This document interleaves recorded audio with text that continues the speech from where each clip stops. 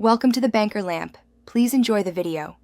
You start right now by setting the oven to 350 degrees and prepping 2 8-pans. You want even heat and easy release. While the oven warms, whisk dry ingredients: 200 g flour, 50 g cocoa, 175 g sugar, 1/2 teaspoon baking powder so they distribute. In a separate bowl, beat 2 eggs with 120 ml milk, 100 ml neutral oil, and 1 teaspoon vanilla until smooth. Once done, pour the wet into the dry and fold gently just to combine. Do not overmix or the crumb will tighten.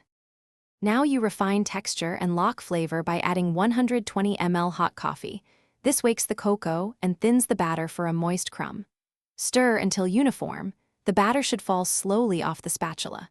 Divide batter evenly between the 2 pans and tap them on the counter to remove large air pockets. Slide them into the middle rack. Make sure to set a timer for 25 minutes but check at 22 minutes.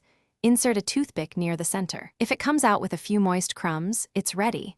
Avoid overbaking. You finish by cooling the cakes briefly, 10 minutes in the pan, then invert onto a rack so they cool completely. Frosting a warm cake melts the icing. Make a quick ganache. Pour 150 g chopped chocolate over 150 ml hot cream, wait 60 seconds, stir until glossy, then spread. Once frosted, press crumbs level and chill 15 minutes to set. If your cake turns out dense, make sure to remove it from the oven sooner and avoid vigorous mixing of the batter next time. That prevents overdeveloped gluten. Thanks for watching. If this was helpful, leave a like and consider subscribing. See you next time.